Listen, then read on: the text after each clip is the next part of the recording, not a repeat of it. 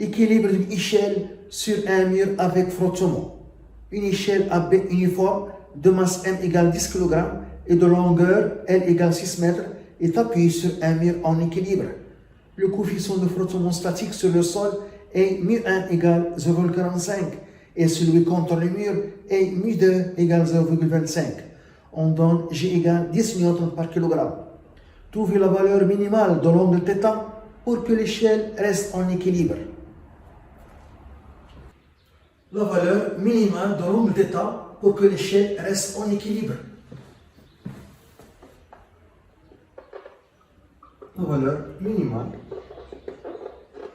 de l'angle θ minimale pour que l'échelle reste en équilibre.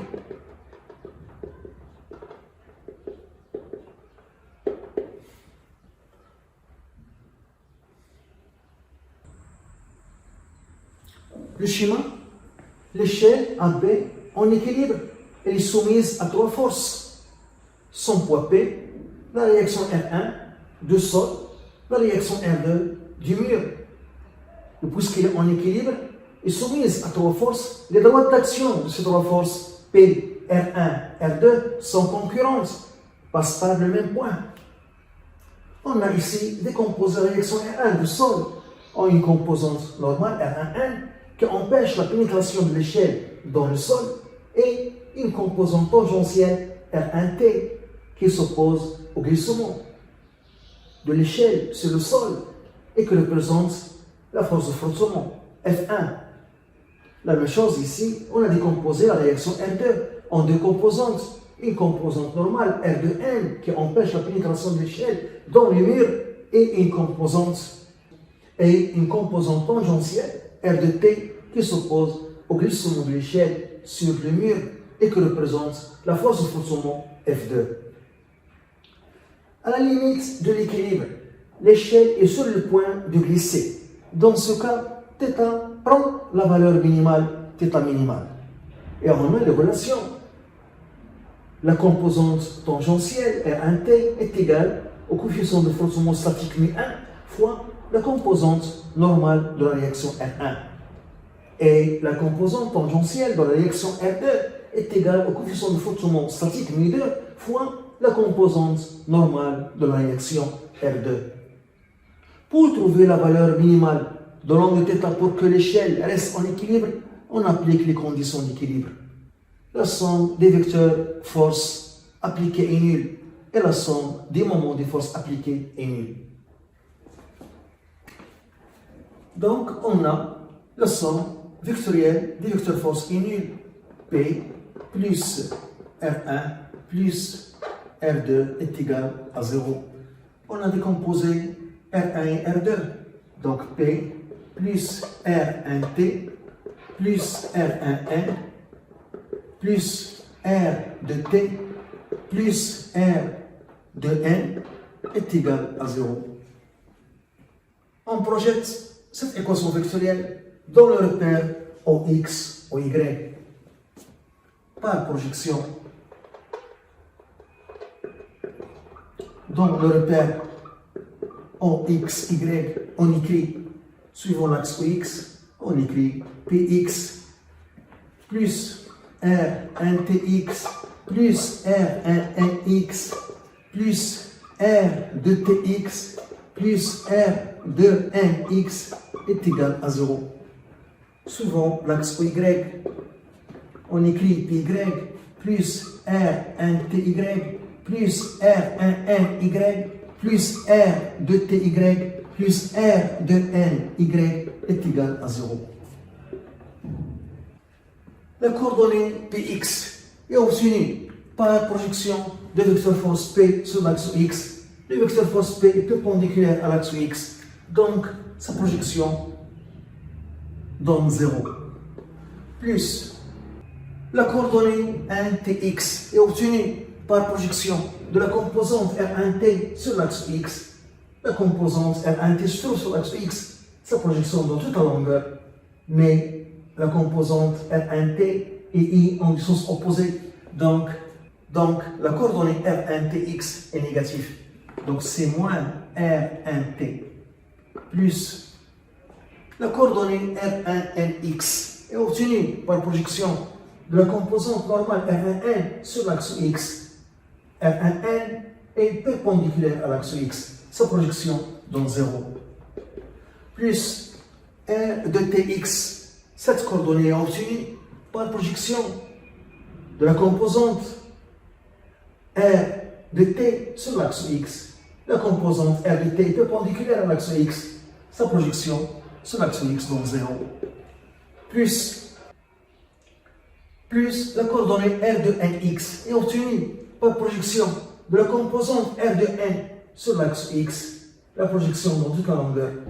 Et la composante R de N et I en même sens. Donc la composante R de NX est positive. Donc c'est R de N est égal à 0. La coordonnée PY est obtenue par projection de vecteur force P sur l'axe Y. La projection donne toute la longueur, mais le vecteur force P et J en des sens opposés. Donc la coordonnée PY est négative. Donc c'est moins MJ plus la coordonnée R1TY est obtenue par projection de la composante R1T sur l'axe Y. La composante R1T est perpendiculaire à l'axe Y. Sa projection donne 0. Plus la coordonnée R1NY est obtenue par projection de la composante normale R1N sur l'axe Y. La projection donne toute la longueur. Et la composante R1N et J en même sens. Donc R1NY est positif. Donc c'est R1N. Plus la coordonnée R de TY est obtenue par projection de la composante R de T sur l'axe Y. Cette composante se trouve sur l'axe Y. La projection donne toute la longueur. Et puisque la composante R de T et J en même sens, donc R de TY est positif. Donc c'est R de T plus R de NY. Cette coordonnée est obtenue par projection de la composante R de N sur l'axe Y. Cette composante R de N est perpendiculaire à l'axe Y. La projection donne 0. La somme égale 0. Donc la première équation donne R1T est égal à R de N. Et R1T, d'après cette équation, c'est μ1 fois R1N. Donc est égal à μ1 fois R1N. La deuxième équation donne R1N plus R de T est égal à M fois G. On applique maintenant la deuxième condition d'équilibre. La somme des moments de force appliquée est nulle. On va calculer les moments par rapport à l'axe delta qui passe par G en choisissant le sens positif. Donc on a la deuxième condition d'équilibre, le moment de poids P par rapport à delta plus le moment de la composante R1T par rapport à delta plus la composante normale R1N par rapport à delta plus le moment de la composante tangentielle R de T par rapport à delta plus le moment de la composante normale R de N par rapport à delta est égal à 0. La droite d'action du poids P passe par delta. Delta est comme ça. Donc le moment de poids P est égal à 0. Car sa droite d'action coupe delta. Plus le moment de la composante tangentielle R1T par rapport à delta. On voit d'abord que cette composante tangentielle R1T tend à faire tourner l'échelle dans le sens négatif. Donc son moment est négatif. Donc moins l'intensité de la composante tangentielle R1T fois la distance entre sa droite d'action et delta. C'est ça la droite d'action de la composante R1T. Delta comme ça. La distance entre ces deux droites, c'est ça la distance entre la droite d'action de R1T et delta. C'est le côté opposé de θ. Cette distance, c'est L sur 2. Je se trouve au milieu. Donc L sur 2, sinus θ. Plus le moment de la composante normale RT par rapport à delta, la composante normale tend à faire son échelle dans le sens positif. Donc son moment est positif. Est égal à l'intensité R1N fois la distance entre sa droite d'action et delta. C'est ça la droite d'action de la composante R1N et delta comme ça.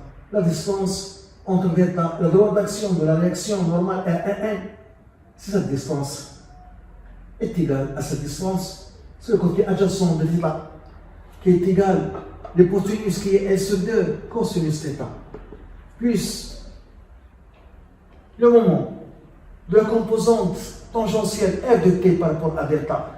La composante tangentielle R de t tend à faire son échelle dans le sens négatif, donc son nom est négatif, moins l'intensité de R de t fois la distance entre la droite d'action de la réaction tangentielle R de t et delta, fois la distance entre la droite d'action de la composante tangentielle R de t et delta. C'est ça la droite d'action de la composante R de t, delta comme ça. Donc la distance, c'est ça la distance entre la droite d'action de la composante tangentielle R de t et delta. Ici on a l'angle θ, et ici on a le angle θ ici, car ils sont alternes internes. Donc cette distance, c'est le côté adjacent de θ, qui est égal à L sur 2 cosinus θ, plus le moment de la composante normale R de n par rapport à delta. La composante R de n. La composante normale R de n tend à faire son échelle dans le sens négatif. Donc, son nom est négatif.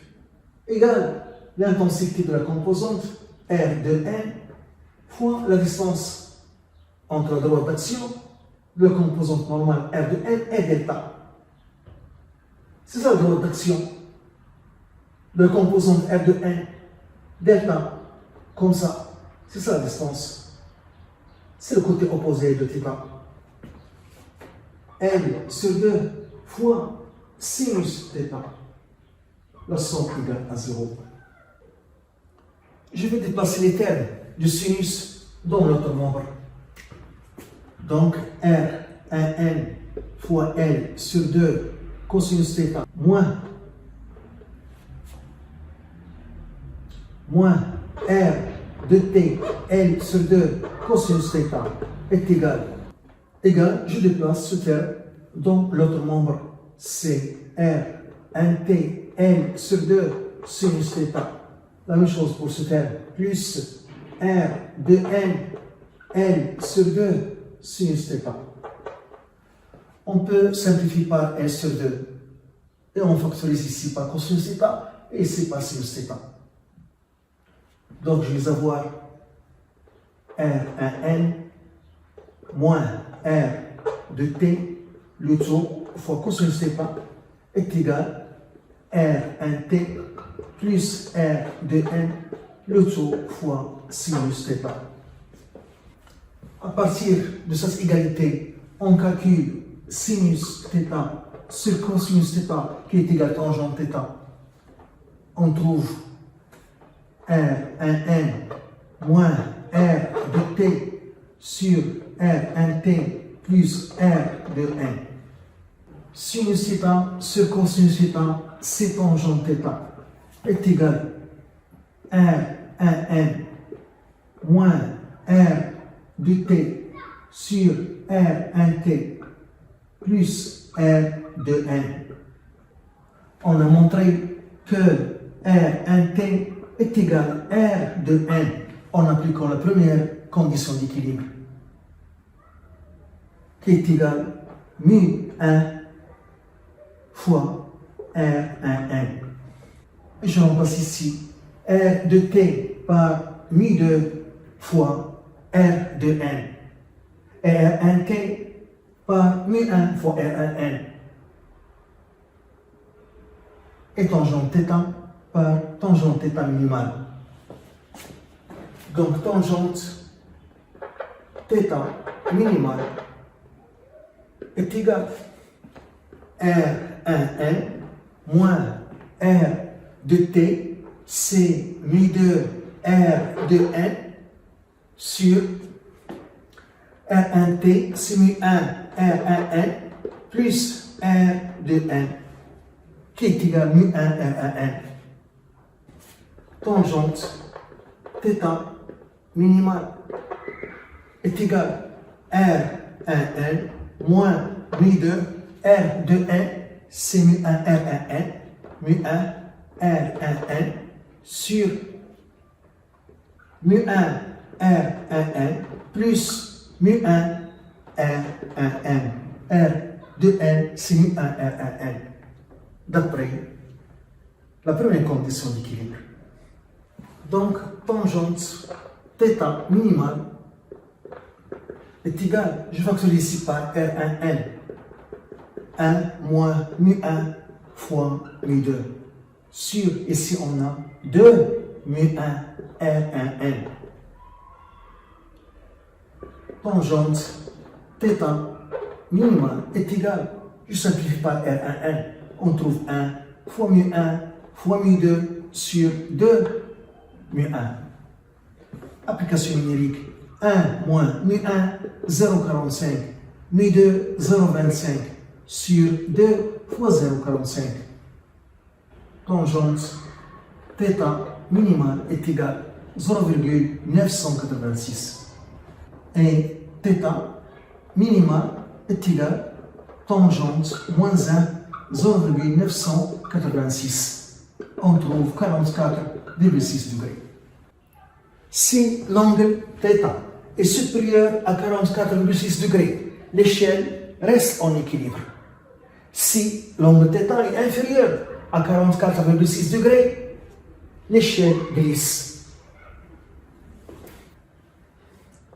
Si θ est supérieur ou égal à θ minimal, qui est égal à 44,6 degrés, l'échelle reste en équilibre.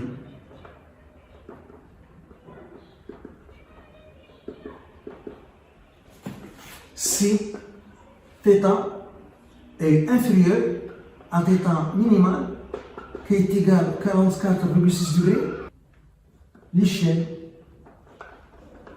glisse.